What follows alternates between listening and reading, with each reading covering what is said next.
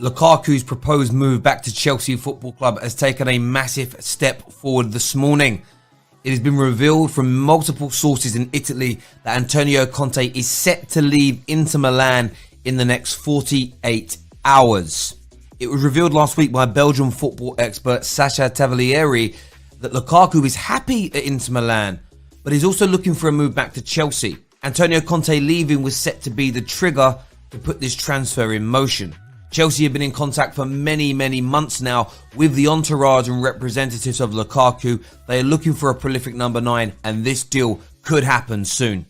Eden Hazard is another player linked with a return to Chelsea Football Club. Real Madrid are trying to force the Belgium out of their current squad, but it is reported that the rumours circulating that Eden Hazard wants to return to Stamford Bridge are currently false. Finally, Manchester United are putting their deal for Jadon Sancho at risk. German football expert Patrick Berger has revealed that it is likely to be a long drawn-out saga this summer, as Man United have made no attempt to speak to Borussia Dortmund. We're going to discuss all this and much more. Hit the like and share button. Here we go.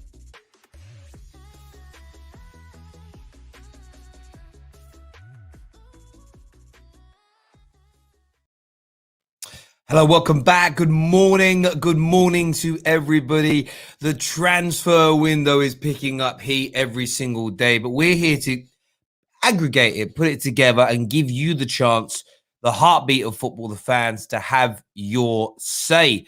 Do me a big favor and hit that like button.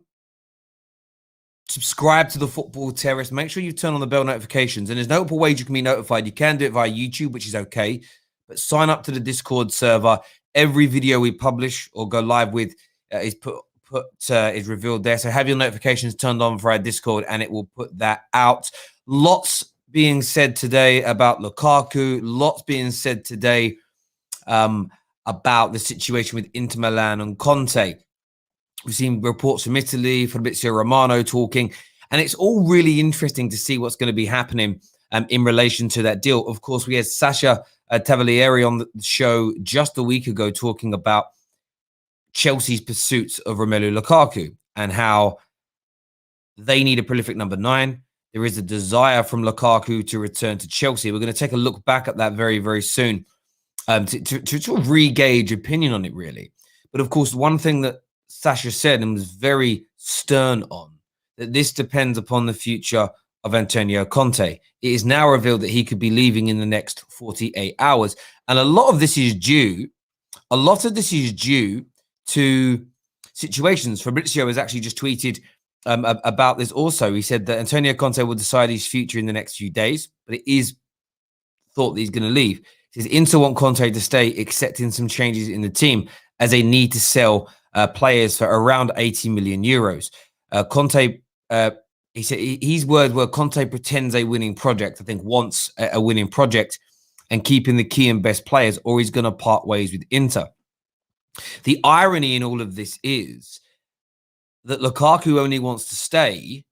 So I've seen a few people in the comments saying, no, Inter are not going to sell any key players. Inter need to sell. Conte may leave if he loses players he wants to keep. We know that Conte has a track record of doing that. Conte leaving is the trigger for Lukaku wanting to leave. He's happy at Inter Milan, but a big part of that is his relationship with Antonio Conte. And we know what happens when players start forcing moves away. So it's going to be really interesting next 48 hours to see what happens with Conte, what this means in relation to Chelsea Football Club and Lukaku. Chelsea have been speaking to Lukaku's representatives for many months now. We're going to take a look in a few moments back at the interview or segment of the interview that we did with Sacha, just for an update on exactly what's going on in that situation. Also this morning, German football expert Patrick Berger has revealed that there has been no contact between Man United and Dortmund. That isn't a shock to anybody. Nobody expected there to be any news in relation to that. What was interesting about his tweet and about the information he put out this morning is that he says that it's expected to be a long, drawn-out saga again. And that is terrible news for Manchester United fans. Right now, Sancho is prioritizing a move to Man United. He wants United. United wants him in terms of Ollie, coaching staff, etc.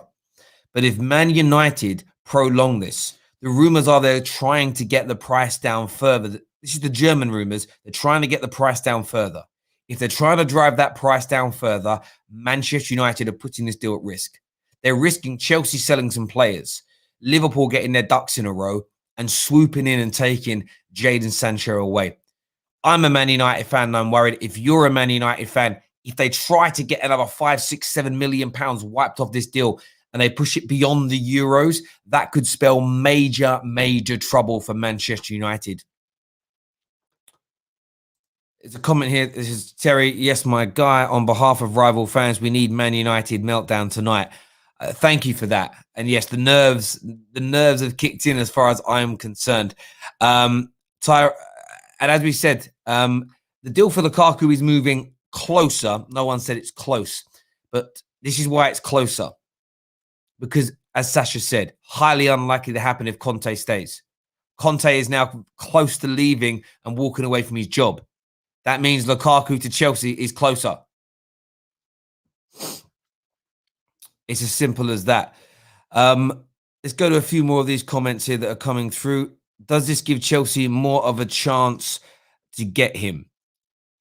In terms of Sancho, if Man United delay the deal, yes. In terms of Lukaku, if Antonio Conte leaves, it opens the door up massively. Lukaku is happy at Inter, but think about it from this point of view. Antonio Conte is going to leave if they reduce the quality of his squad and sell players.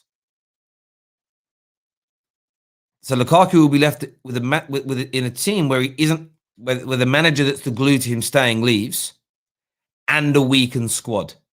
It opens up the door massively. This move that Chelsea have been pushing for, this move that Chelsea have been working for to bring Lukaku back, moves closer. Does it mean it's done? Does it mean it's a guarantee to happen? Absolutely not. But it moves closer with this news. I trust Sacha. He has major connections within the Belgian pyramid of football. He's told us this information exclusively on the Terrace. Me and him have been in contact over the last week. And this is as close as it's been for many, many months now to bringing Lukaku back. Interestingly, it will be interesting to see what this does for the major targets or the higher targets within the striker area for Chelsea, i.e. the Kanes and the Haalands. Maybe the idea of Lukaku moving closer could trigger a response from Tottenham, could trigger a response from Borussia Dortmund in terms of, we thought we'd be able to drive the price up here for Kane or for Haaland. Looks like they're going to go and sign Lukaku. Maybe we'll reach out with a revised offer. These things are fairly common practice when it comes to big transfers in football. So let's see what happens in relation to that moving forward. Comment here from Tyrone says, so it doesn't necessarily mean he will sign for Chelsea. There are other players they could sell. Absolutely. But we're going to play the clip again, Tyrone, from what Sacha said. Lukaku has always been seen as the player to sell to raise the money. Because say you've got 3 very good, important players that you could sell for 80 million. That's seen as a worse deal for Inter Milan than selling one player for 80 mil because you're weakening more areas in your squad. That's one of the stumbling blocks. It almost becomes a little bit of a poison triangle, really. Lukaku needs Conte to stay for him to truly want to remain. But Antonio Conte doesn't want to lose Lukaku or have his squad weakened. But they have to sell somebody. Unless they find a way of finding the money elsewhere and not weakening the squad too much, and Conte stays, it is reported that it's highly likely at this moment that Lukaku would walk away. But he'd only walk away for the right club. Doesn't want to go back and play for Man United. None of the big clubs in Spain, France, or Germany are looking at him. He would love to return to, and go back to what Sacha said. He would love to return to Chelsea due to unfinished business. That's why that is the move that could get him away. If Chelsea walk away from Lukaku, it's 90% sure that he's going to stay at Inter regardless. It's about the situation being right, Tyrone. Absolutely. Do you think we'll get Lukaku 90%? I wouldn't say that yet. We have to wait, and my opinion is we have to wait and see what happens with this Antonio Conte situation. That's what's going to be key. What we're going to do for you now is play you some of the footage from the interview that we did with Sacha just a week ago of Lukaku back to Stamford Bridge. Could you give us some more information on that proposed move? Yes, of course. This is why I quite I accept also a part this kind of invitation, because I'm really pleased to be with you. First of all, it's a great pleasure for me to speak in English and to be with you right now. But fact is that some people doesn't understand really good what I was telling in the tweet. So if I can clarify it right now, it should be good for everybody. Fact is that we know that the situation of Inter Milan is impossible for the moment in the point of view economic. So he is one of the players supposed to bring as fast as possible money that they need, absolutely, the owner, Mr. Zhang. So this is something that can help absolutely the club. And what I can confirm is that they are, for the moment, and it's not now, it's not from now, it's from months, talking with the agent, with the entourage of the player. But the closest club that could reach the possibility to bring in England Lukaku is absolutely Chelsea, because of the fact, Chelsea has always been the first club of Romelu Lukaku. He dreamed about it for years, when he was in Belgium, and when he came, he didn't achieve something he really wanted to, and it was, like a big a step back in his career, and he wanted maybe to do it again, and to bring and come back as a king, as what he's called for, he's called the king, and the comeback of a king should be something really great for him. Also, there is something really important. The only club, of course, we are not talking about Premier League, but one of the biggest club who are really interested. It's of course Chelsea, but there is also Manchester United, and this is something really important. Just please, to the moment, somebody has to enter in my house. Back to some of that in a moment. There, as you just revealed, as you can see on there, is the financial situation at Inter Milan needs to be resolved. Chelsea have been talking to the player for many, many months. The deal isn't close to happening in terms of right this second, but it is moving closer. It is a deal that's been, let me rephrase that. The deal isn't done by any stretch of the imagination, but it is moving closer due to the overarching situation. The financial and economic system is very, very poor. Of course, Inter Milan leak out into the press all the time that it's fine, it's okay, there's no problems. But that isn't the reality for these situations. And as far as I'm concerned, this is a deal that Chelsea are looking at. It's a deal that they're working on. Sacha there is very well connected within the Belgian pyramid, as we say. But it all depends on these next 48 hours with Antonio Conte. A few people are saying, but what about, couldn't they sell Martinez instead? Yes, they could. They could sell Martinez instead, but that you're still not listening to the overarching point. And we'll play the rest of that clip a little bit later in relation to what Sacha what I want was talking about, and we'll go to that in a moment, is because if Martinez leaves, that could still trigger Conte leaving. And if Conte leaves, then Lukaku may not want to stay at the club and push for the move. That's the point. That is what they're talking about at the moment. There needs to almost be this perfect balance to keep everybody happy there at this moment in time, especially when you look at the fact that there might be these sanctions against Juve, who may not be able to strengthen in the way they want this summer. They're at the top of the pyramid again in Italian football. It's a very attractive place for the likes of Lukaku to stay. But if Martinez goes, if Conte goes, that could be an absolute game changer. However, it's about the right club wanting him. He has unfinished business with Chelsea and could return in relation to that. Let's get some more of your comments here. Jem says, I'm still not 100% with Lukaku. He's not my first choice. I understand as well why people would say and think that. There's no doubt. We're going to go to your calls very, very soon as well. Chris says, can you imagine him back in the Prem?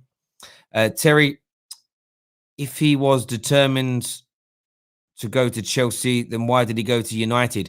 Well, if you go back and look at the story back then, it was more to do with the fact that the Chelsea hierarchy didn't give him the attention required, didn't put the effort in. They almost verbally agreed the deal many, many months before Man United did, and then went silent and left him. And it was Man United and Jose that did the wooing the whining, the dining, the chasing, and sort of made him feel wanted. And this is something that I always talk about here when it comes to transfers. People always have this belief of, Joe Bloggs was a Chelsea fan as a kid. He'll definitely pick Chelsea.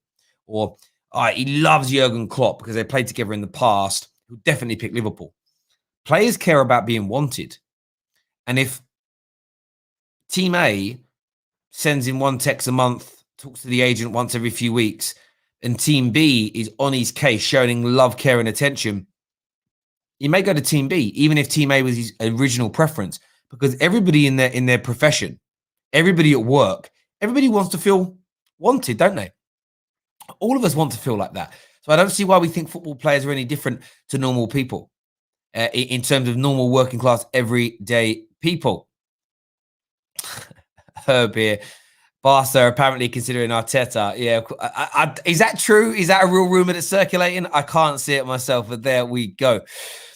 We're going to go to the line. Remember, we're going to talk Jadon Sancho a little bit later on in the show as well. The Undertaker CFC says Sancho is a swap deal. What, for Verratti? Is that meant to be Verratti's name that you put there? I've not heard that rumor. Jack says, I really hope Man United sign Jadon Sancho this summer, but I hope Lukaku finds the right club for him.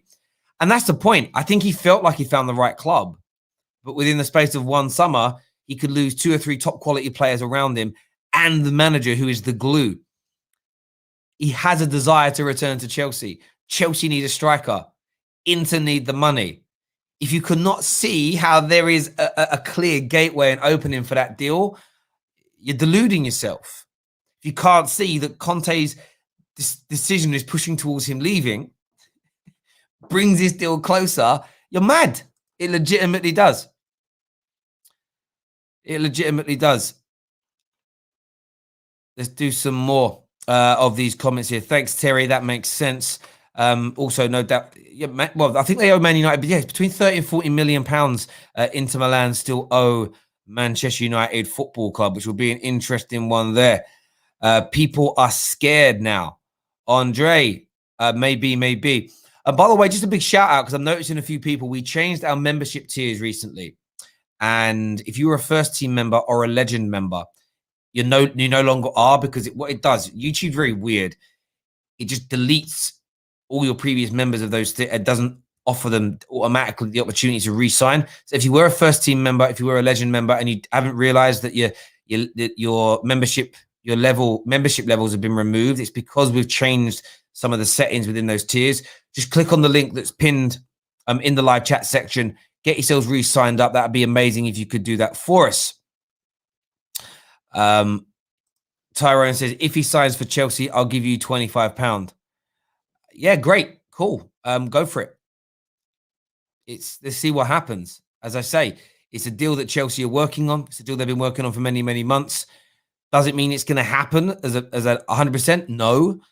Has it moved closer with this Conte news? Absolutely. Let's do some more of these comments here. Morning to you, Michael, and I'm one of my wonderful members. Thank you very, very much indeed. Jack here says, can you see Antonio Conte being a future Man United manager? I don't. Do you know why I don't? He's too difficult. Him and the board will fall out within a year. The board are not going to bother go through that because of the compensation that then end up having to pay.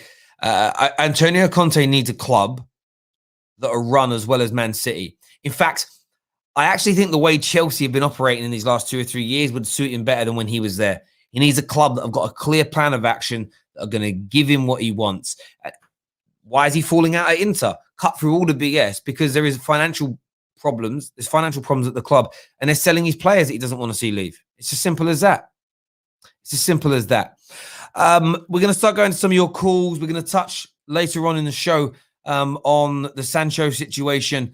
Big news from German football expert Patrick Berger this morning, who spoke about the fact that he believes this is going to be a long, drawn-out saga. There are multiple reports in Germany suggesting the same thing. We'll play some more of the interview from Sacha a little bit later on in the show. And we have a massive Arsenal guest on the show tonight at 6:15. Very, very excited about that indeed, to be bringing him on here. We're discussing a number of Arsenal transfers, the situation with the protests, expectations for Arsenal moving forward. If you're a Goonie, you've definitely heard of him. amazing journalist. We're going to be getting him on the show a little bit later on today. So looking forward to that. Nick here says, due to international friendlies, I doubt many transfers will be done in general before the Euros, and I expect the Sancho news to intensify after the Europa League. I agree with you on that 110%. Abs here says, Terry, let me give you a little bit of context. Inter in debt for more than $602 million, which is about £425. They may have won the league and have got Champions League football, but they still need funds. Absolutely. There's a huge payment of around £80 million that's needed. They owe a lot of money to football clubs for players that they've signed as well. So absolutely, there is a necessity here, a genuine, bona fide necessity for Inter Milan to sell, and it's causing problems in that squad. Do me a big favor here, people. Do me a favor, people, and hit that like button this morning for us. Over 800 people watching live, which is amazing, but still only on 107 likes. Get that like button hit, please. Share this on your social media streams as well. Sign up to being a member. Really does support the Football Terrace at the same time. First caller of the day that we're going to get on is man like Pab. And remember, we've got some more of Sacha's interview coming up a little bit later on in the show. Pab's here with us now. What are you saying, mate? I'm good, man. I'm good. I think it's going to be a good day for us. My day started off well. You know when you're on a car journey, right, and all the traffic lights are green, you just know your day's going to be good, bruv. Like, tonight, I can't wait for the game. I'm a little bit scared, but I think we're going to slap them. But yeah, I'm excited for the day. On this transfer news, with the Sancho thing, I saw a couple of posts on the net yesterday. Where like Liverpool fans were saying that Sancho is linked with him. I think this whole link with Sancho to these other clubs, especially Liverpool, is the fact that two of their players will be going to the African nations in the winter. And also, I think the Egyptian FA are trying to take Salah to the Olympics for the football tournament. So that's why I think, well, these Sancho links for Liverpool come from, because they're going to need some forwards. But I don't see Liverpool letting Salah go. With Man United, we really need to get this deal done. The only reason why I think it could be after the Euros is the fact that United will want a massive parade over social media, a big I don't know what's the word, like a big like party or some sort of thing to parade Sancho all over online around the city as our like a trophy. That's why I think like we're not going to get this deal done before the Euros. I'm probably about 50-50 that it'll come. But yeah, I totally get that point of view. Man United looking to almost grandstand it and make this because it is it's the Sancho signing is a deal that it could break sort of social media football records in terms of likes, retweets, shares. That drives traffic. The driving of that traffic is then converted into clicks on websites, advertising revenue, merchandise being sold. It's all about making money. But that's and I understand that approach from a business and commercial point of view. I understand they might look at it and go, actually, signing him before the Euros is bad business for us because actually world's preoccupied with Champions League finals, the Euro build up and whatnot. So we're not going to get as much bang for our buck. So they want like a big coverage, don't they? They do. And building up the anticipation for Sancho could make that happen. However, that's the point. That's why there's a risk to the deal because the longer you leave it, the more opportunity you give for the likes of Chelsea and for Liverpool to get their ducks in a row, to get their squads in order, to get their money in order, to swoop in and try and take him away. So I understand it from a commercial standpoint, but for me, this is where we're going to get an answer as to whether or not the new transfer regime, the new kind of director of football, technical director, I don't care what their roles actually are called, but Fletcher and Myrtle, this is where we'll see whether the club, forget them two, the club are actually moving in a new direction. If we prioritize the landing of the player for the betterment of the squad, and you know what? And for the nerves of us fans, more so than the commercial impact that it receives. Because I would rather be watching Sancho at the Euros, buzzing and knowing that he's going to be a Manchester United player than the anticipation of, oh, will we get it done? Will we not? As a Man United fan, that's my preference, but I don't think it's that of Man United. Wasn't it? Thank you very much for your call, mate. I really appreciate that, brother. No worries, man. Man, thank you. Next on the show, we're gonna go to Abs. Morning, mate. How you doing? You're on mute if you're trying to. There you go. How you doing, bro? Yeah, I'm good. What are you saying? You good, bro? Yeah, I'm good. What's on your mind this morning? The Lukaku deal moves a little bit closer. Give me your thoughts. Well, it makes sense, doesn't it? Because as I said earlier, Inter are in, more than £400 million of debt. And, I read somewhere online that... Yeah. Sorry, go on. No, go on. Sorry. It was a video playback. Sorry, go on, mate. I know. But, yeah, so Inter are more than £400 million of debt. And if you deep it as well, I also read somewhere, apparently the prize money for winning the Serie A alone isn't much more than about £30 million, which for me is a bit ridiculous, but is what it is. That just proves that, their owners are still trying to raise funds, because if you deep it ultimately, it's all well and good saying that there's, owners come into football just to try and, create a club where they just splash loads of cash and, it's like their baby toy, like, what the Sheikhs at Man City did, what Roman Abramovich has done, even to an extent what the Leicester owners have done, even though they've done it a bit differently. But unfortunately, that's not how most businesses work. And so I think this is a perfect opportunity to cash in on Lukaku for them, and especially because Lukaku is 27. He's at a good age for a striker. He's got experience, but he's not too old.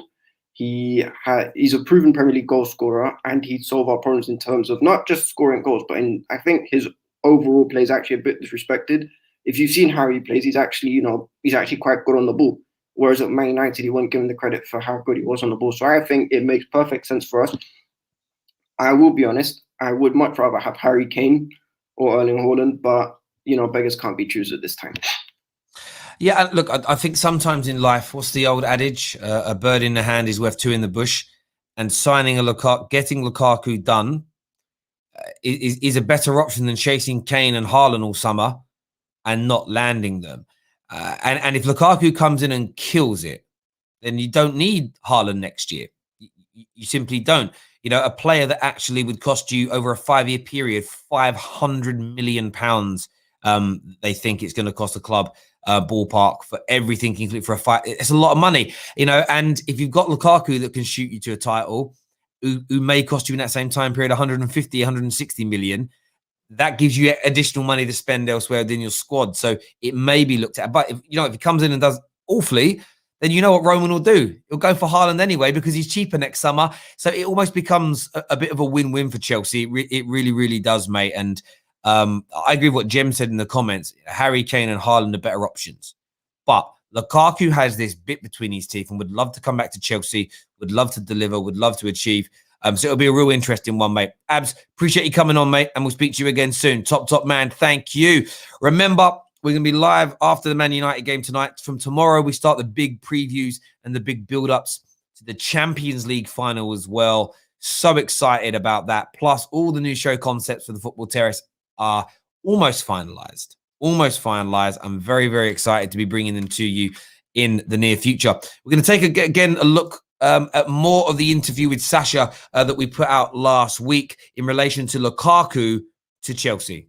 Lukaku is that he's, of course, one of the players that will get a lot of interest. But Chelsea has something more, and he has a story to end with Chelsea. He has something to repair. And this is something the most important, because if I tell you about Manchester United, yes, of course, United can be one of the club to discuss with Federico Pastorello, his agent, to start the discussion. But for the moment, the only club that can do something, it's Chelsea. It's not done. I'm not saying it's done, but I'm saying the interest is real and talks ongoing. So just so I can clarify on this, Chelsea are interested. They've had those conversations with the agent about bringing him back. So a lot of them, and we understand that Inter Milan have problems financially. They haven't paid Manchester United £40 million still that's owed for Lukaku. So we know that they need to raise money. And Lukaku, you're saying that Lukaku is seen as that asset that could be used to raise money. So to clarify that. In terms of Lukaku, one of the sort of challenges people have is that he's happy at Inter Milan, so why would he move? Is his desire to finish his business, to return to Chelsea as a king, is that a bigger desire for him than maybe staying at Inter Milan, in your opinion? In my opinion, he's really happy in Inter Milan, and what he is doing, it's amazing for him. You know, he achieved something amazing, but there is a point who is the most important point of his coming in Inter Milan was Antonio Conte. He comes because of Antonio Conte. It was after and he talked about it. It was after the match. You know, it was a friendly match between Belgium and Italy. And Italy won 3-1 from no, I think it was Belgium. Belgium won 3-1, and after he come back, out of the game, and they discussed together, and they had a big conversation at this moment. And he understands, Lukaku understands that he wanted to be a better player, to do biggest thing in his career. He has to train with Antonio Conte. Fact is that right now we are talking about a departure of Antonio Conte, and this is something that can really change the mind of Romelu Lukaku because of. And there we go. That interview was actually out last week on the Football Terrace. I will share the link in the comment section if you want to go and check all of it. It's time stamped, so you can just go to the Lukaku section because we spoke about a lot on that show. I'm going to share that link in the live comment sections, and it's worth listening to. When I tell you, Sacha is very, very well connected within the Belgian pyramid in terms of the players, direct access to them, work that he's done, and things surrounding agents that he knows and things along those lines. He knows a lot of people personally as well. So a lot of what he said holds water. And as he said in his interview, it isn't a done deal. Lukaku is happy at Inter, but a driving force behind that is Conte. If Conte stays, it's highly likely that Lukaku stays. If he goes, the circumstances change. Inter also need to raise money, and they may look at it as a quick win. You can get the 80-odd million euros for Lukaku instantly and then keep the rest of your squad together, giving the new manager that would come in, if Conte was to leave, more opportunity of retaining titles rather than 3 or 4 players going and you not being able to replace them with the same level of quality due to the financial restraints and problems going on at the club. We're going to go to some more calls here. We're going to go to Dang, who's going to be on the show with us next. Good morning, my friend. How are you? What's going on? How you doing? Very good. Who do you support, brother? Chelsea. I see that. I didn't see that behind you. There we go. What's your take on this sort of Lukaku news this morning? You know, Conte's looking towards an exit. We know already that Chelsea have been working for months to maybe bring Lukaku back. Give me your take on it, bro. I think there's 2 ways that we can think about it, right? We can think about it in the personal, like a fan standpoint, right? And any Chelsea fan really wouldn't mind the prospect or the idea of getting Lukaku, especially with the whole, he has unfinished business with us and everything. Like, it's a nice story and everything. So, it wouldn't be too bad of a story. But I think it's fully the club, the board, the directors, Marina, everyone needs to sit down with Tuchel and really ask him what he wants, who he wants. Because I don't really want to put ourselves in a position where we sign somebody that we sign, because he's the poster boy or, he's the story, when in reality, our own manager doesn't really want him. So we know what happened at PSG when Tuchel didn't get the guys that he wanted. There started to be some problems. And there is no need for us to have problems with Tuchel because he's doing everything right. So there's no point in trying to create any kind of conflict or anything. So at this point, just give it up to Tuchel. Whatever he wants, you go and get it. Personally, I would prefer Harry Kane because it's Harry Kane. Look, I personally believe whoever signs Harry Kane next year wins the league. It's that simple. He's staying in the EPL. Whoever he signs to is winning the Premier League. It's not a question in my mind. So in my mind, we need to try as hard as we can to get Kane. But if we can't, I don't think Lukaku's a bad replacement. That would be a good signing. I think you're right. I mean, it's a proposed move for £69 million, which, 5 years ago, £69 million was a lot of money. But when you start looking at the prices that Haaland and Kane are being touted at, it's not bad money. It's actually... If you think about it, right, the news that we wanted Haaland came before the Super League news.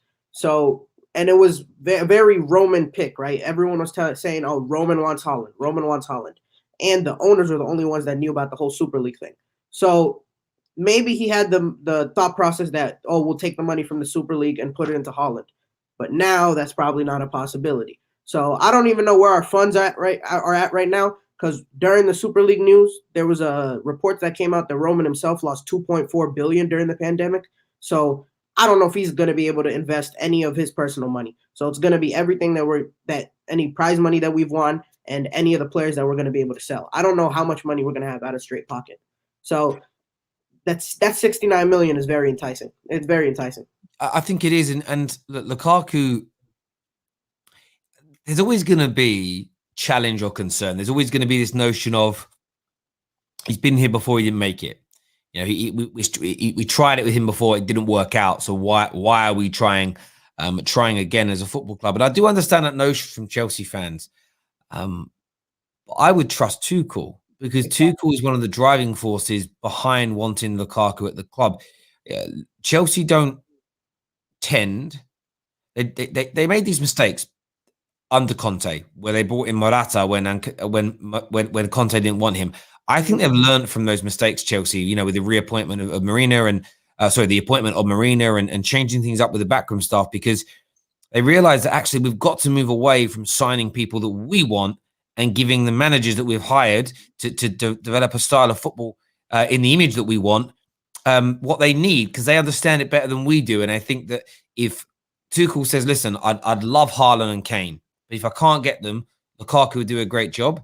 And that's who they can sign. A bird in the hand is worth two in the bush, as we say. And I think that's what they need to go forward and multiply with. What do you think signing Lukaku would do for your title hopes next year? Look, this is the thing. Whoever gets Kane wins the league. Like, I genuinely don't think it's a question. Like, think about it. This man gets 20 goals and 10 assists a season, right? Any team you plug that into, that's an additional 15 points. So whoever he goes to, add 15 to what they had this year, and they're probably winning the league. They're gonna win the league. Like, whoever he signs to is gonna win the league. For us, yeah, it's a hope for top 4, maybe fighting for some more Champions Leagues. But I don't know about the EPL. Do you know what's great? Yeah, I bet that when I listened to the Kane interview with Gary Neville, what's so interesting is his sort of take that he believes that if he went to the right club, he could actually hit, not in the league, but in all comps, he could hit 60, 70 goals in the season. And when I heard that take, I was like, well, that also for me, that hasn't really been picked up on by the media in terms of why would he say that? I sort of feel, again, I feel like that's a shot that at Tottenham. Yeah, you're not building around me. Yeah.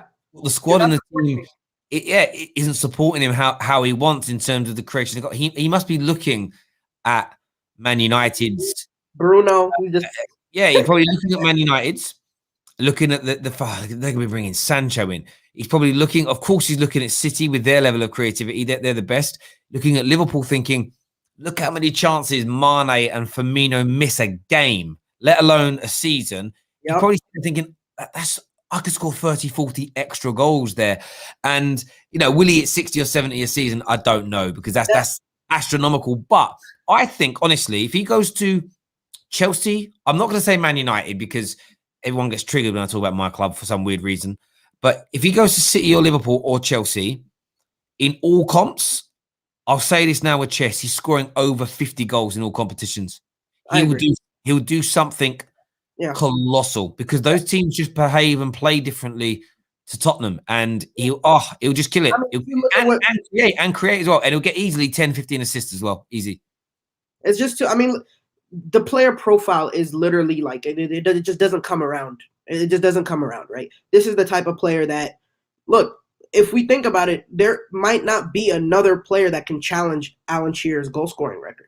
I like the sense of loyalty and this sense of wanting to play for one club or wanting to stay in one league. I feel like it's kind of diminishing. I mean, you look at Ronaldo, right? Like the records that he's trying to get. Oh, now he has 100 goals in 3 different leagues, right? This is something that's going to propel future players. Oh, I need to break this record. I need to break this record. And those players are going to start switching leagues. And I mean, at this point, it's just actually unbelievable. Like, I never really thought that he would leave because I felt like he would be that one club wonder. I mean, obviously Messi's still around, but I mean, if I was a player that was absolutely getting like no help from my team and no support from anyone in the organization, it would be time to leave as well. So yeah, no, I hear you on that completely, bro. I hear you. I think it's going to be an interesting summer, to say the least. Listen, my guy, thanks for calling in, having your say, bro. Great call, top man. Thank you very much indeed. Thank you. Freezer here says, he won't hit 60, 70 a season. Messi didn't even do that. He did. Messi hit 73 goals in 2012 and he hit 60 goals in 2013. And either side of that, he hit 53 and 41. Messi's goal scoring record since 2009 is mad. In 2000, all comps, in 2009, 38. And then every year after that, 38, 47, 53, 73, 60, 41, 58, 41, 54, 45, 51, 31, 38. Absolutely.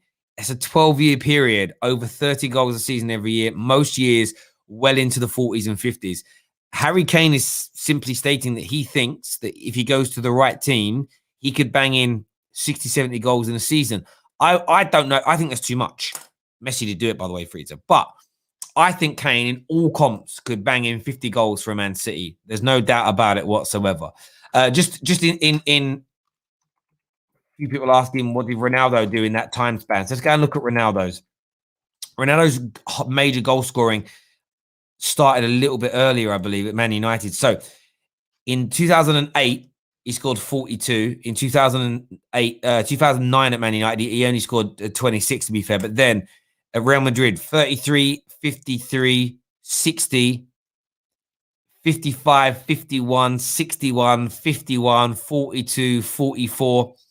And then at Juve, 28 in his first season. That's why people get to go backwards. 28 goals in all comps in his first season, 37 last year, and 36 this year.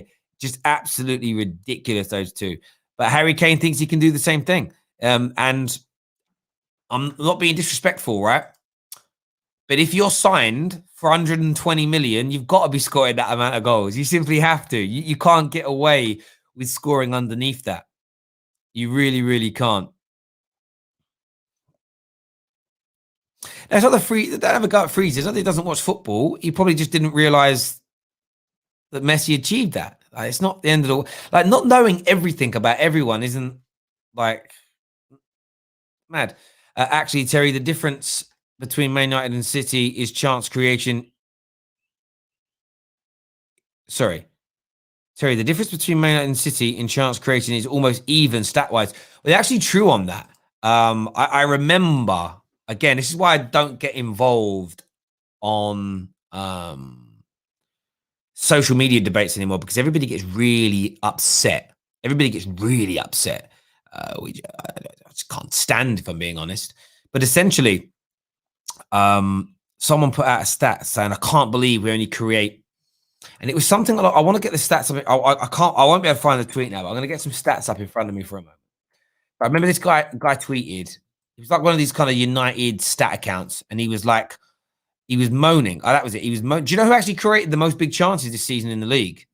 It was Liverpool. So let me give you an example here. So they were moaning about how many chances per game Man United create in the Premier League. Can you guys guess very quickly? I'm not going to take anyone who takes more than a minute, like 5 seconds to answer. Who created the most big chances in the Premier League this year? Who do you think created the most? Who do you think created the most? Come on, get your comments in. Stop fighting with each other and listen to the show. Come on. Who created the most? I've seen a lot of right guess straight away. Yes, you're right. Liverpool. It was Liverpool that did. Okay. So we look at this here.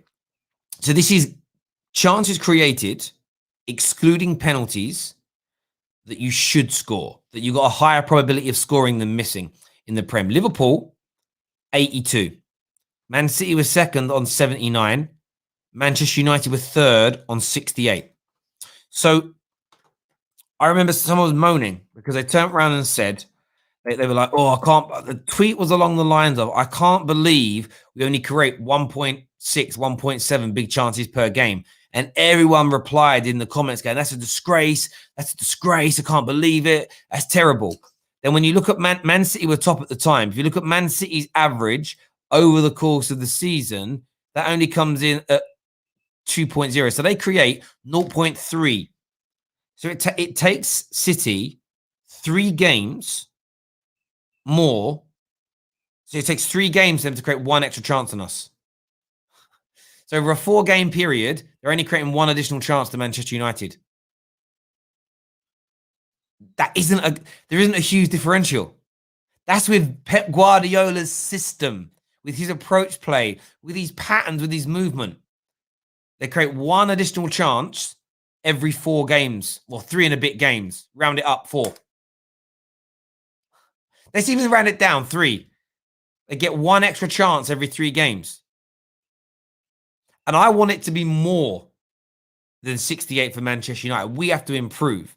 But we're not talking about Liverpool and City creating 3 or 4 clear-cut chances per game and Man United less than 1.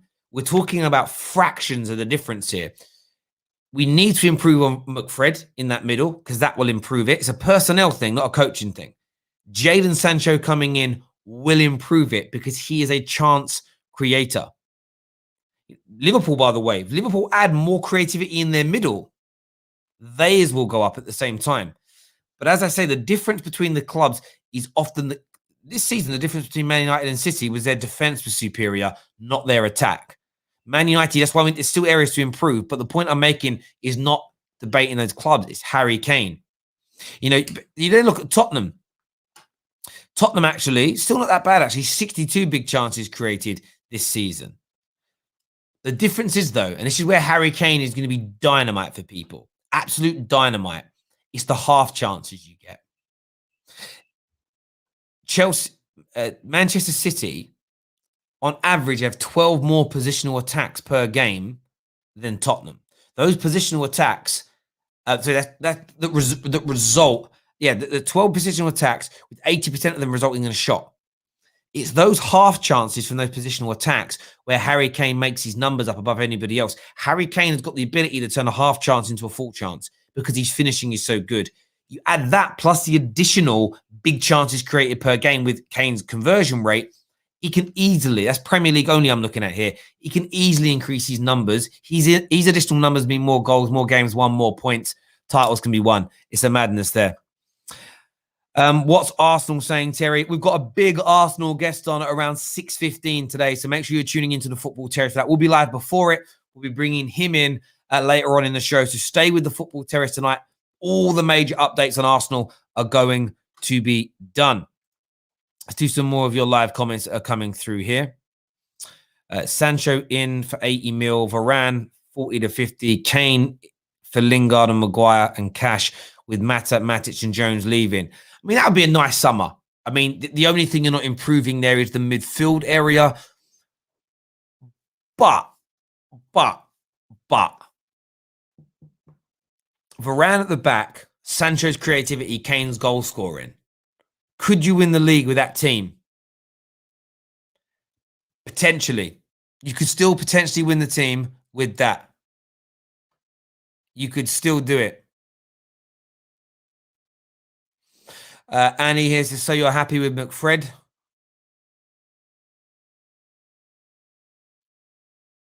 Who said I was happy about anything?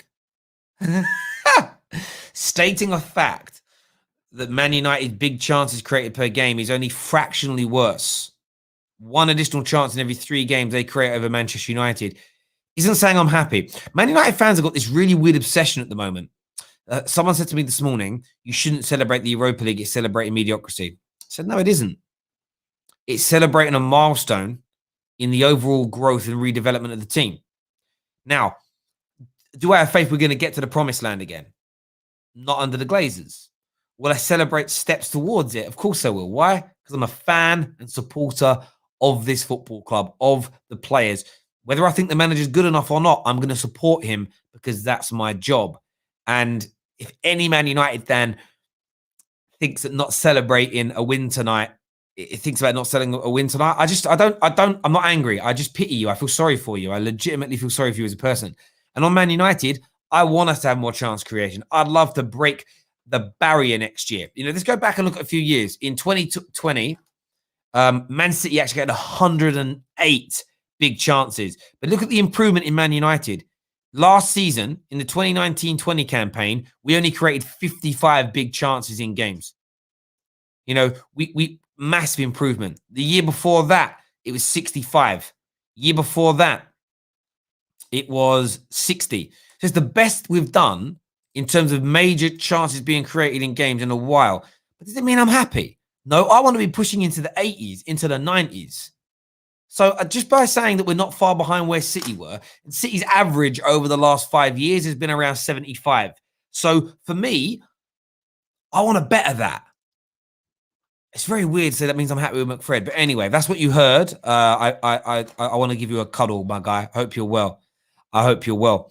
By the way, I'm seeing quite a few of you in the comment section that I know were first team members only a couple of days ago. We've rejigged the membership patterns. So you've had your membership taken away. It's what YouTube do. It's not us doing it directly.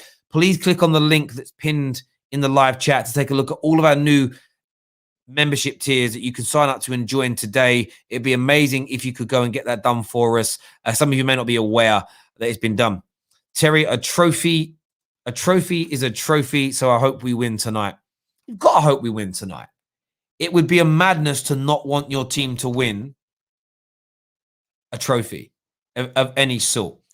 The only thing I agree with when it comes to some of these negative Nellies is if you're happy just to remain at this level. I'm happy to win tonight, but I want to push on. Do I want to be a Europa League team every season? No. But we are where we are. We've improved in the league overall. And there are areas that have gone backwards. But as an overall body of work, this year we've got better. We have got better. More points, more wins, more goals, and we're in the final of a cup competition. And in fairness, we got to, we went fairly deep into the FA Cup again. We got to another semi-finals of the League Cup. The only real disappointment this year for me, like where it really irked me, was going out the way we did in the end of the Champions League. It frustrated me. But would we have won the Champions League? Probably not. And maybe hindsight is always a lucrative commodity, but maybe in the longer term, winning this tournament may be better for us in the long term.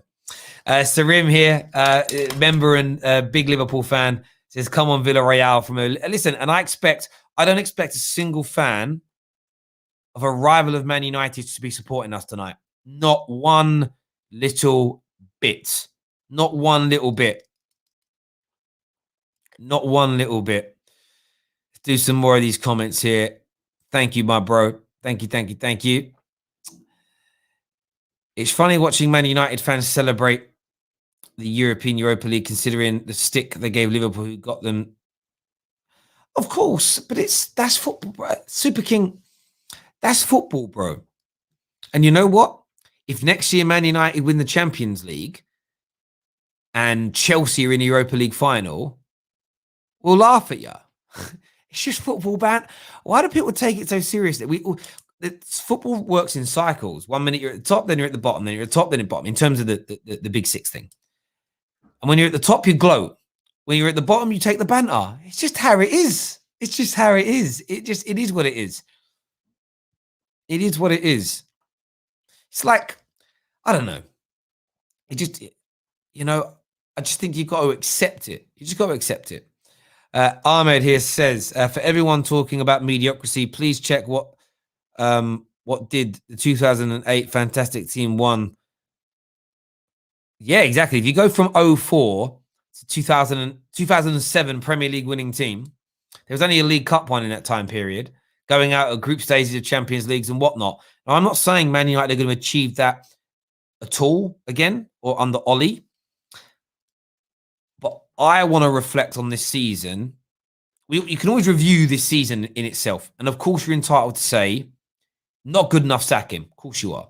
Of course, you're entitled to say, Ollie's going to take us back to the promised land.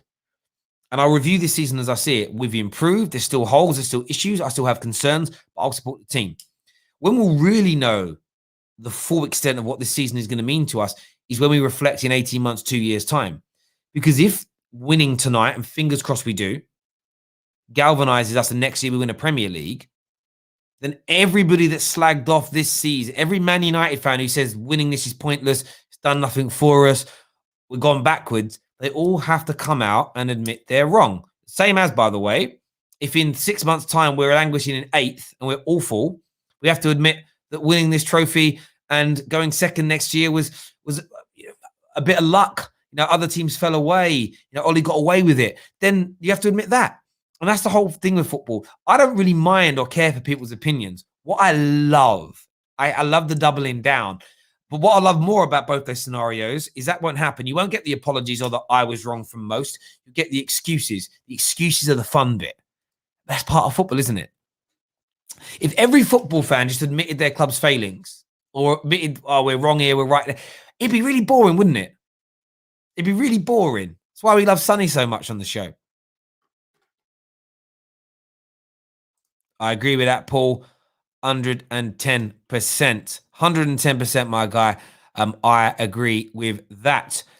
Make sure you've hit that like button this morning, ladies and gentlemen. We're going to be back later on today with more content for you. Big interview show starting today around 5 p.m. We've got a big guest coming on around 6:15 p.m. So we're going to have lots of calls, guests on the show. It's going to be amazing. But until next time, everybody, take care of yourselves. Goodbye. God bless. And